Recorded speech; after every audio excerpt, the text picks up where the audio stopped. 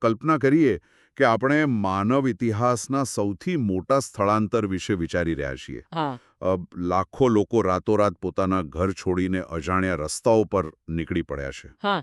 અને આપણે સામાન્ય રીતે એવી જ અપેક્ષા રાખીએ કે આ ઘટનાનો ઇતિહાસ લખતી વખતે એ લોકોની વાત સૌથી પહેલા સાંભળવામાં આવી હશે. સાવ સાચી વાત. પણ જો આખો ઐતિહાસિક દસ્તાવેજ એ જ લોકોના અવાજને સંપૂર્ણપણે કાઢી નાખીને લખવામાં આવ્યો હોય તો? એ ખરેખર વિચારવા જેવી વાત છે. બિલકુલ. અને આજના આપણા આ સઘન વિશ્લેષણમાં, એટલે કે આ વિગતવાર ચર્ચામાં, આપણે એક એવા પુસ્તક વિશે વાત કરવાના છીએ જે ઇતિહાસના આ જ પોકળપણાને ખુલ્લું પાડે છે.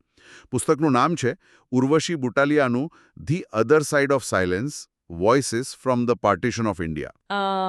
આ પુસ્તક સાચું કહું તો ખરેખર એક માસ્ટરપીસ છે.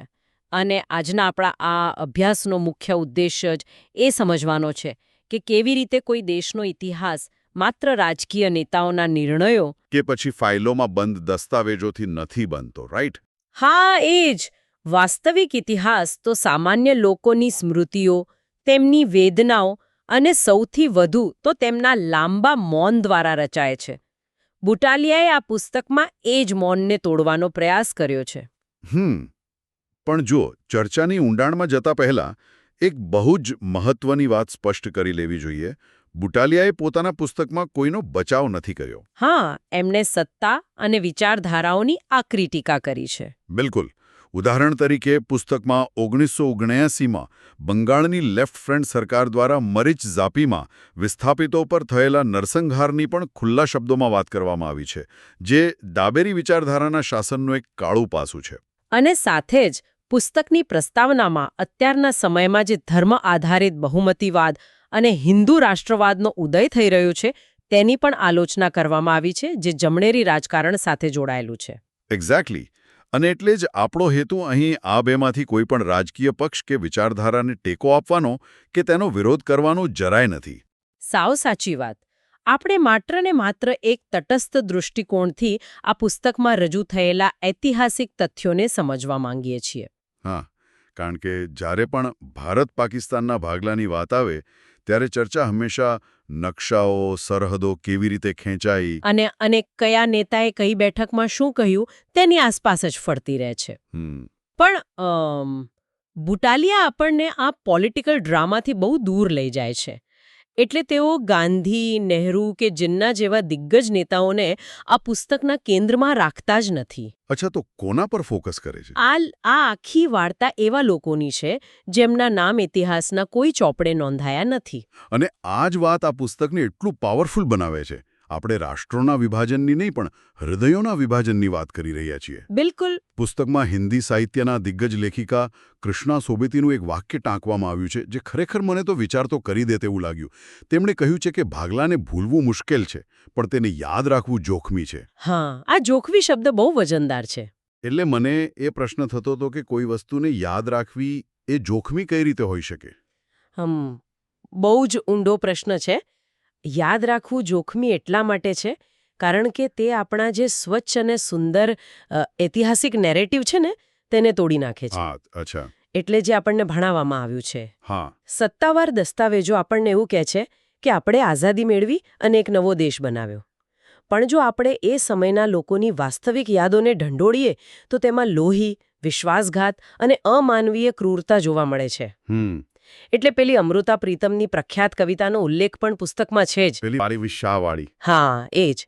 જેમાં તેઓ પંજાબના ઐતિહાસિક કવિ વારિસ શાહને સંબોધીને કહે છે કે જ્યારે માત્ર એક હીરનું મૃત્યુ થયું હતું ત્યારે વારિસ શાહે આખું મહાકાવ્ય રચી દીધું હતું. હા, મેં વાંચ્યું છે. એ પણ આજે જ્યારે હજારો હીર પર બળાત્કાર થઈ રહ્યા છે અને પંજાબની ધરતી લોહીથી લથપથ છે ત્યારે વારિસ શાહ પોતાની કબરમાંથી કેમ કંઈ બોલતા નથી? બાપરે, આ કવિતા સાંભળીને જ રૂંવાડા ઊંબા થઈ જાય છે.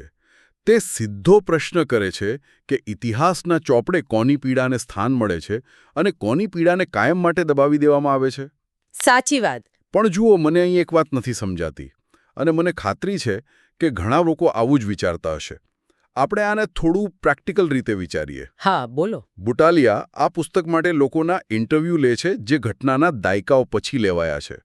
ખરું ને? હા, 50 વર્ષ પછી. તો કોઈ માણસ 50 વર્ષ પછી તમને પોતાની વાર્તા કહે તો તમે એને સચોટ ઇતિહાસ કઈ રીતે કહી શકો?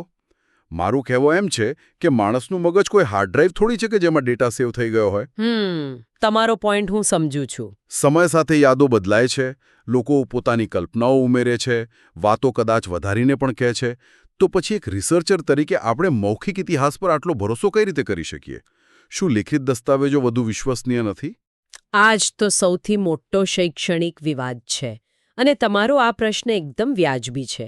પણ અહીં આપણે એ સમજવું પડશે કે મૌખિક ઇતિહાસ એટલે કે ઓરલ હિસ્ટ્રી ક્યારે આંકડાઓ કે તારીખોની સચોટ સાબિતી આપવા માટે નથી હોતી. અચ્છા, તો એનો મુખ્ય હેતુ શું છે? જુઓ, મૌખિક ઇતિહાસમાં તથ્યોને કોર્ટમાં સાબિત નથી કરવાના હોતા. અહીં મહત્વનું એ છે કે કોઈ વ્યક્તિ તે ઘટનાને કેવી રીતે યાદ રાખે છે. લેખિકા પોતે માને છે કે સ્મૃતિમાં જે કાલ્પનિકતા અથવા ફિક્શન ભળી જાય છે ને, તે પણ વાસ્તવિકતાનો જ એક ભાગ છે. એટલે મારું કહેવું એમ છે કે જો કોઈ વ્યક્તિની યાદમાં થોડું અતિશયોક્તિ હોય તો પણ તે ઐતિહાસિક રીતે સાચી ગણાય? હા, કારણ કે કોઈ તારીખ ખોટી હોઈ શકે, પણ તે વ્યક્તિએ અનુભવેલો ડર ખોટો નથી હોતો. ઓકે, સમજાયું. સત્તાવાર દસ્તાવેજમાં કદાચ એમ લખ્યું હશે કે આ ચોક્કસ તારીખે સાંજે 4 વાગ્યે તોફાન થયું અને આટલા લોકો બેઘર થયા. હા, ફેક્ટ્સ આપેલા હોય. બરાબર. પણ તે બેઘર થવાની પીડા કેવી હતી? જ્યારે કોઈ ભીડ તમારા ઘર તરફ આવી રહી હોય ત્યારે તે 4 વાગ્યાનો સમય પણ અડધી રાતના અંધકાર જેવો કેમ લાગતો હતો? તે ભય અને આઘાતનું વર્ણન માત્ર મૌખિક ઇતિહાસ જ કરી શકે છે. સ્મૃતિઓની આ જ અચોક્કસતા અને ભાવનાત્મકતા તેને સત્તાવાર આંકડાઓ કરતાં વધુ સાચો દસ્તાવેજ બનાવે છે, કારણ કે તે માનવીય અનુભવની સચ્ચાઈ છે. સાવ સાચી વાત. એટલે કે આર્કાઇવ્સ આપણને ઘટનાની રૂપરેખા આપે છે, જ્યારે સ્મૃતિઓ તેમાં રંગ અને સંવેદનાઓ પૂરે છે. એક્ઝેક્ટલી.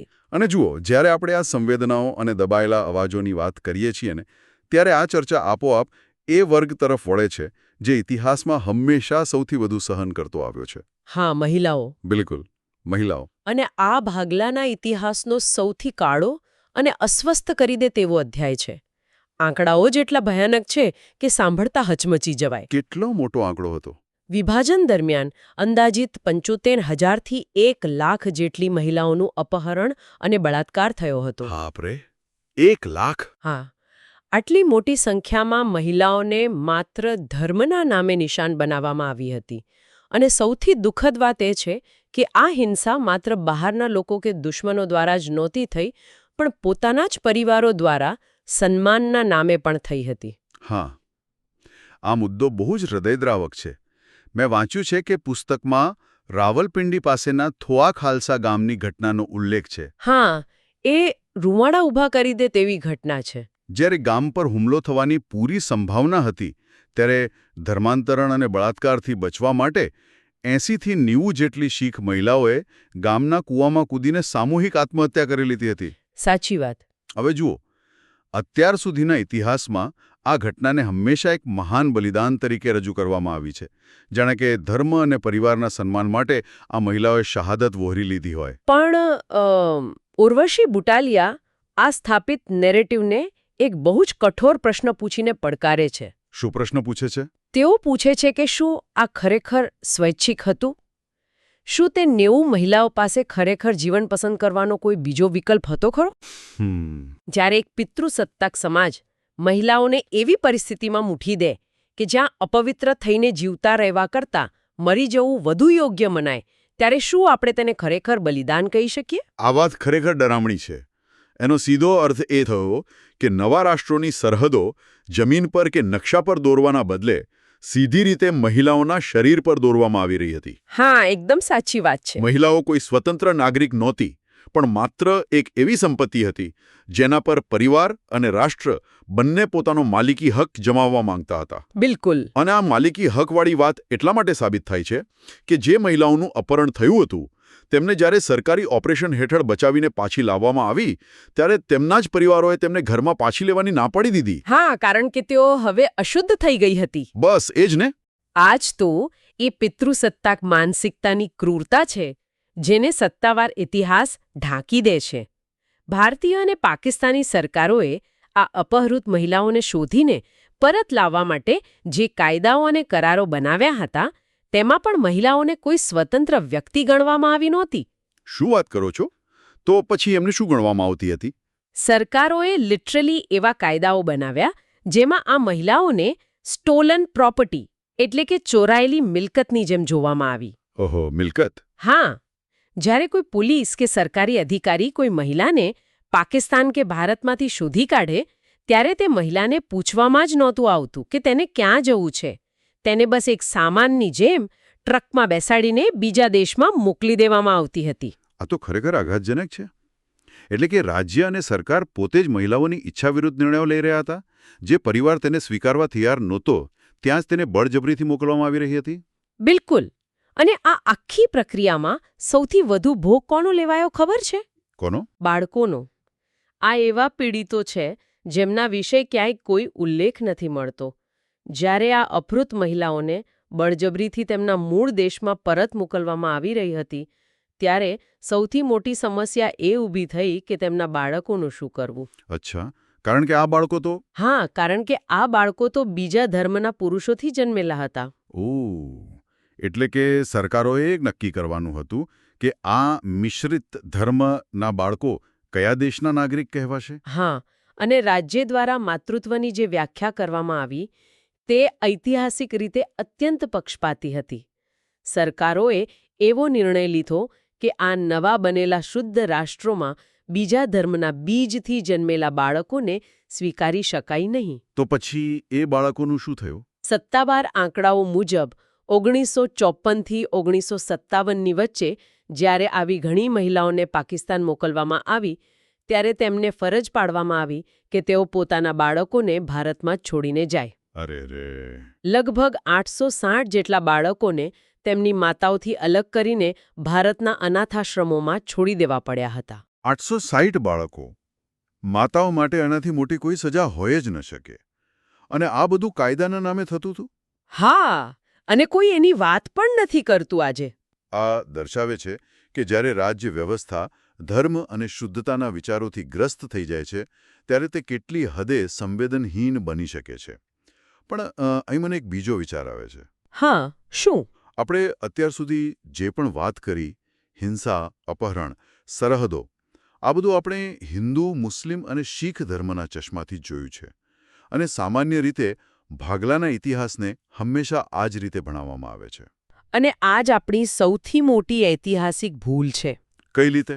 બુટાલિયાનું પુસ્તક અહીં એક બહુ જ મોટો ધડાકો કરે છે. તેઓ જાતિ એટલે કે કાસ્ટની વાસ્તવિકતાને સામે લાવે છે. એક એવી વાસ્તવિકતા જે મુખ્ય પ્રવાહના ઇતિહાસમાંથી સંપૂર્ણપણે ગાયબ છે. હા, પેલી માયારાણીની વાર્તા ખરું ને? મેં જ્યારે આ કિસ્સો વાંચ્યો ત્યારે હું ખરેખર સ્તબ્ધ થઈ ગયો હતો. હા, આ કિસ્સો સાંભળવા જેવો છે. માયારાણી એક સ્વીપર એટલે કે સફાઈ કામદાર હતી. દીનાનગર ગામમાં જ્યારે ભાગલાના તોફાનો ફાટી નીકળ્યા ત્યારે ગામના તમામ ઉચ્ચ વર્ગના હિન્દુઓ અને મુસ્લિમો ડરના માર્યા પોતાનો બધો જ સામાન અને ઘરો છોડીને જીવ બચાવવા ભાગી ગયા. આખું ગામ ખાલી થઈ ગયું હતું, રાઈટ? હા, પણ માયારાણી અને તેનો પરિવાર ત્યાં જ રહ્યા. એટલું જ નહીં, તેમણે પેલા ખાલી પડેલા મોટા ઘરોમાંથી વાસણો, ઘરેણાં અને સામાન પણ ભેગો કર્યો. લેખિકા જ્યારે દાયકાઓ પછી માયારાણીનો ઇન્ટરવ્યૂ લે છે અને પૂછે છે કે તમને હિંસાનો ડર નહોતો લાગતો, તમને એમ નહોતું થતું કે કોઈ તમને મારી નાખશે? તો એણે શું જવાબ આપ્યો? ત્યારે માયારાણી જે જવાબ આપે છે તે સમગ્ર ઐતિહાસિક દૃષ્ટિકોણને પલટી નાખે છે. તે કહે છે કે હા, મને યાદ છે. માયારાણી કહે છે કે અમે હિન્દુ કે મુસ્લિમ નથી, અમે હરિજન છીએ. એક્ઝેક્ટલી. આ એક જ વાક્યમાં કેટલું બધું છુપાયેલું છે. આ વાક્ય દર્શાવે છે કે સામાજિક વર્ગ અને જાતિ કેવી રીતે વ્યક્તિની ઓળખ નક્કી કરે છે. માયારાણી માટે આ આખો સંઘર્ષ જાણે બે ઉચ્ચ વર્ગના લોકો વચ્ચેની લડાઈ હતી. હા, સાચી વાત છે. તેઓ સમાજના એટલા નીચલા સ્તરે હતા કે તેમને આ ધાર્મિક સરહદોથી કે દેશ બદલવાથી કોઈ જ ફરક પડતો નહોતો. બિલકુલ. દલિતો માટે દેશ આઝાદ થવો કે ભાગલા પડવા એ માત્ર માલિકો બદલાવા જેવું હતું. તેમનું શોષણ તો એ જ રીતે ચાલુ રહેવાનું હતું. એટલે તેમના માટે કોઈ નવી સરહદનો કોઈ અર્થ નહોતો. પણ આશ્ચર્યની વાત એ છે કે આટલી મોટી ઐતિહાસિક વાસ્તવિકતા હોવા છતાં ડૉક્ટર B.R. આંબેડકરના લખાણોને બાદ કરતા મુખ્ય પ્રવાહના શૈક્ષણિક ઇતિહાસે આ જાતિગત દ્રષ્ટિકોણને કેમ આટલો બધો નજરઅંદાજ કર્યો? મને લાગે છે એનું કારણ એ છે કે ઇતિહાસ હંમેશા એ લોકો દ્વારા જ લખવામાં આવે છે જેઓ સામાજિક અને આર્થિક રીતે વિશેષાધિકાર ધરાવે છે. ઉચ્ચ વર્ગના ઇતિહાસકારોએ માત્ર પોતાની ધાર્મિક ઓળખ અને સંઘર્ષને સાર્વત્રિક સત્ય માની લીધું. હા, એવું જ લાગે છે. જ્યારે આપણે માયા રાણીની નજરથી જોઈએ છે ને ત્યારે સમજાય છે કે કોઈ ઐતિહાસિક દુર્ઘટનાની અસર દરેક વર્ગ પર સરખી નથી થતી. આ બતાવે છે કે સત્તાવાર ઇતિહાસ હંમેશા બ્લેક એન્ડ વ્હાઇટ ચિત્ર જ આપે છે, જ્યારે સામાન્ય માણસની વાસ્તવિકતા ખૂબ જ જટિલ અને ગ્રે રંગની હોય છે. આ જટિલતાને સમજવા માટે પુસ્તકમાં આપેલા 2 વ્યક્તિગત કિસ્સાઓની વાત કરવી અનિવાર્ય છે. આ કિસ્સાઓ દર્શાવે છે કે માનવીય ઓળખ કોઈ પથ્થર પર લખેલી લકીર નથી હોતી. એટલે સમય સાથે બદલાય એમ. હા, તે ખૂબ જ પ્રવાહી હોય છે. સમય અને સંજોગો પ્રમાણે બદલાતી રહે છે. પહેલી વાર્તા રશપાલ અહેલુવાલિયાની છે. 1947માં તે માત્ર 10 મહિનાનો બાળક હતો. ઓકે. જ્યારે તેનો પરિવાર સ્થળાંતર કરી રહ્યો હતો ત્યારે તેમના પર જીવલેણ હુમલો થયો. પરિવારના મોટાભાગના લોકો માર્યા ગયા અને આ 10 મહિનાના બાળકની ગરદન પર પણ તલવારનો ઊંડો ઘા વાગ્યો. બાપરે! પણ તે બચી ગયો ખરો ને? હા, તે ચમત્કારિક રીતે બચી ગયો. અને પછી તેના કાકાઓએ તેને ભારત લાવીને પોતાના સગા દીકરાની જેમ ઉછેર્યો. તે મોટો થયો, ભણ્યો અને ત્યારબાદ અમેરિકામાં જઈને સેટલ થઈ ગયો. તેણે પોતાનું આખું જીવન એક ગૌરવશાળી શીખ તરીકે જીવ્યું. બરાબર. પણ વાર્તામાં વળાંક ત્યારે આવે છે જ્યારે વર્ષો પછી અમેરિકામાં તેને પાકિસ્તાન સરહદ નજીકથી કોઈ સંબંધીનો ફોન આવે છે. હા, આ બહુ જ ચોંકાવનારો વળાંક છે. તેને જાણવા મળે છે કે જે લોકોને તે પોતાના માતાપિતા માનતો હતો તે હકીકતમાં તેના કાકા-કાકી હતા. અને તેનો સાચો જન્મદાતા પિતા પાકિસ્તાનમાં રહેતો એક મુસ્લિમ વ્યક્તિ હતો જે હમણાં જ મૃત્યુ પામ્યો છે. જરા વિચારો એ વ્યક્તિની મનોસ્થિતિ વિશે.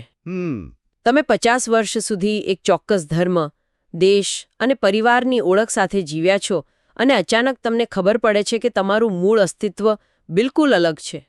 સરહદની પેલી પાર એક એવો દેશ જેને તમે કદાચ દુશ્મન માનતા હશો, ત્યાં તમારા પોતાના સગા પિતાનો જીવ ગયો છે. આ ઘટના દર્શાવે છે કે દેશની સરહદો વ્યક્તિના હૃદય અને ઓળખનું વિભાજન કેટલી નિર્દયતાથી કરે છે. બિલકુલ. અને આનાથી પણ વધુ ભાવનાત્મક ગૂંચવણ ઊભી કરે તેવી બીજી વાર્તા હરભજન કૌરની છે. હા, પેલી અપહરણવાળી વાર્તા ને? હા, આ વાર્તા સાંભળીને ખરેખર માનવ સ્વભાવની અને સરહદોની જટિલતા સમજાઈ જાય છે.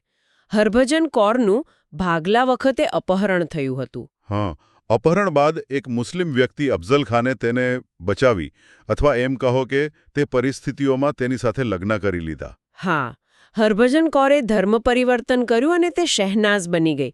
પાકિસ્તાનમાં તેના 5 બાળકો પણ થયા અને તેનું જીવન એકદમ સામાન્ય રીતે ચાલવા લાગ્યું. બરાબર. વર્ષો વીતી ગયા. 1960ના દાયકામાં જ્યારે બંને દેશો વચ્ચેના સંબંધો થોડા હળવા થયા અને સરહદ પાર જવાની મંજૂરી મળવા લાગી, ત્યારે શહેનાઝ પોતાના પતિ સાથે ભારતમાં પોતાના માતા-પિતાને મળવા આવી. અને અહીં જ સૌથી મોટો આંચકો લાગે છે. શું થાય છે? જ્યારે તે ભારતમાં પોતાના ઘરે પહોંચે છે ત્યારે તેના માતા-પિતા તેને પાછી પાકિસ્તાન જવા જ નથી દેતા. તેઓ તેને ઘરમાં પૂરી દે છે અને તેના મુસ્લિમ પતિને ધમકાવીને પાછો કાઢી મૂકે છે. અફઝલ ખાનને પોતાના 5 બાળકો ખાતર એકલા પાકિસ્તાન પાછું જવું પડે છે. અરે રે, આ તો બહુ ખોટું થયું કહેવાય. અને આ એ જ પરિવારો છે જે એક સમયે પોતાની દીકરીઓને અશુદ્ધ કહીને નકારતા હતા. પણ અહીં શહેનાઝના પરિવારે તેને ભારતમાં રોકી રાખી અને થોડા સમય પછી બળજબરીથી તેના લગ્ન એક સ્થાનિક શીખ પુરુષ સાથે કરાવી દીધા. એટલે કે શહેનાઝ, જે અગાઉ હરભજન કૌર હતી, તે ફરીથી હરભજન કૌર બની ગઈ. હા, તેણે ભારતમાં રહીને એ શીખ પુરુષના પુત્રને ઉછેર્યો અને પોતાનું આખું જીવન ભારતમાં વિતાવી દીધું. પણ જુઓ, વાર્તા અહીં પૂરી નથી થતી હો. હા, આગળનો ભાગ તો બહુ ઇમોશનલ છે. દાયકાઓ પછી જ્યારે આ હરભજન કૌર 80 વર્ષથી વધુ ઉંમરની થઈ જાય છે, ત્યારે ભારતમાં તેનો એ ઉછેરેલો પુત્ર તેને પાકિસ્તાન લઈ જાય છે. અને ત્યાં જઈને તે પોતાના પેલા 5 મુસ્લિમ બાળકોને ફરી મળે છે. બાપરે, શું વાત કરો છો? હા, એક 80 વર્ષની વૃદ્ધા આટલા વર્ષો પછી પોતાના બાળકોને ભેટે છે અને તે પાકિસ્તાનમાં જઈને જાહેરાત કરે છે કે તે ફરીથી શહેનાઝ બનવા માંગે છે અને પોતાના આ બાળકો સાથે જ પોતાના બાકીના દિવસો વિતાવવા માંગે છે. ખરેખર આ કિસ્સો ઇતિહાસકારો માટે એક જબરદસ્ત પાઠ છે. રાજકારણીઓ ટેબલ પર બેસીને પેનથી નકશા પર સરહદો દોરી નાખે છે અને તેઓ એવું માની લે છે કે લોકોની ઓળખ પણ એ નકશાની રેખાઓ જેવી સીધી, સ્પષ્ટ અને કડક હશે. હા, કે તમે હિન્દુ છો તો આ તરફ, તમે મુસ્લિમ છો તો પેલી તરફ. પણ વાસ્તવિકતામાં માનવીય ઓળખ કેટલી જટિલ હોય છે.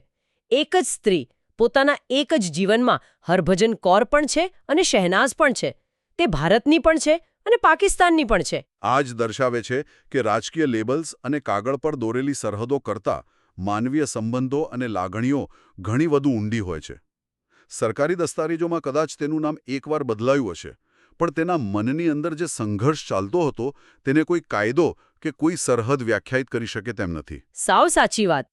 અને આ બધી ચર્ચાઓ પછી જો આપણે આજના આ સઘન વિશ્લેષણનો સાર કાઢીએ તો એક સૌથી મોટો પ્રશ્ન એ ઊભો થાય છે કે આ બધું આજે આપણા માટે શા માટે મહત્વનું છે? આપણે કેમ 75-80 વર્ષ જૂની ઘટનાઓની ખરાબ યાદોને ફરીથી ખોતરી રહ્યા છીએ? બરાબર છે. શું ઇતિહાસને ભૂલી જઈને આગળ વધવું વધુ સારું નથી? ના, કારણ કે ઇતિહાસ ક્યારેય પૂરો નથી થતો. તે કોઈ એવી ફાઇલ નથી જેને તમે બંધ કરીને કબાટમાં મૂકી દો. આ સ્મૃતિઓ દાયકાઓ પછી પણ એક જીવંત આર્કાઇવ તરીકે કામ કરે છે. હા, એ વાત તો છે. આજે આપણે આ મૌખિક ઇતિહાસનો અભ્યાસ માત્ર એટલા માટે નથી કરી રહ્યા કે ભૂતકાળમાં શું ખોટું થયું હતું તે જાણી શકાય, પણ આપણે એટલા માટે કરી રહ્યા છીએ કારણ કે આ બધું આપણને આજના સમયને સમજવા માટે એક નવો દૃષ્ટિકોણ આપે છે. આ પુસ્તક આપણને એ સમજાવે છે કે જ્યારે રાજ્ય વ્યવસ્થા સત્તાના નશામાં અંધ બની જાય છે ત્યારે તે કેવી રીતે હાશિયામાં ધકેલાઈ ગયેલા વર્ગો એટલે કે મહિલાઓ, બાળકો અને દલિતોની ઓળખ અને તેમના અસ્તિત્વને કચડી નાખે છે. અને આપણે એ પણ ન ભૂલવું જોઈએ કે જે સમાજ પોતાના ભૂતકાળની પીડાઓ અને ભૂલોને સ્વીકારવાની હિંમત નથી દાખવતો તે ક્યારેય સાચા અર્થમાં આગળ નથી વધી શકતો. એક્ઝેક્ટલી. જ્યારે આપણે આવા પુસ્તકો વાંચીએ છીએ ત્યારે આપણે માત્ર ઇતિહાસ નથી વાંચતા, આપણે માનવ સ્વભાવની ક્રૂરતા અને તેની સામે ટકી રહેવાની અદમ્ય ભાવનાનો અભ્યાસ કરીએ છીએ. એકદમ સાચી વાત છે. અને આ જ વાત આપણને આજના આ સેશનના અંતિમ અને થોડા અસ્વસ્થ કરી દે તેવા વિચાર તરફ લઈ જાય છે. ઉર્વશી બુટાલિયાએ આપણને બતાવ્યું કે 1947નો આપણો સત્તાવાર અને ગૌરવશાળી ઇતિહાસ લાખો સામાન્ય લોકોની પીડાઓ, જાતિગત વાસ્તવિકતાઓ અને વિશેષ કરીને મહિલાઓના અવાજને સંપૂર્ણપણે દબાવીને લખવામાં આવ્યો છે. હા, એક એવો ઇતિહાસ જેમાં માત્ર સત્તા અને શાસકોની જ વાહવાહી હતી. તો જરા વિચારો, આપણે આજે અત્યારે આપણા વર્તમાન સમયમાં જ્યારે આપણે ટીવી પર સમાચાર જોઈએ છીએ કે સોશિયલ મીડિયા પર કોઈ રાષ્ટ્રીય ઉપલબ્ધિની ઉજવણી જોઈએ છીએ ત્યારે આપણે આપણા આજના રાષ્ટ્રીય ગૌરવ કે સામાજિક શાંતિ જાળવી રાખવાની આડમાં કોના અવાજોને દબાવી રહ્યા છીએ? બહુ જ મોટો પ્રશ્ન છે આ. હા, એવા કયા સત્યો છે જે આજે કચડાઈ રહ્યા છે અને જેમને 70 વર્ષ પછી આવનારી પેઢીઓએ કોઈ સરકારી દસ્તાવેજમાંથી નહીં પણ કોઈના ડૂમા ભરેલા મૌખિક ઇતિહાસમાંથી શોધવા પડશે? આ એક એવો પ્રશ્ન છે જેનો જવાબ કદાચ કોઈ આર્કાઇવમાં નહીં પણ આપણી આસપાસના મૌનમાં છુપાયેલો છે. વિચારજો આના પર.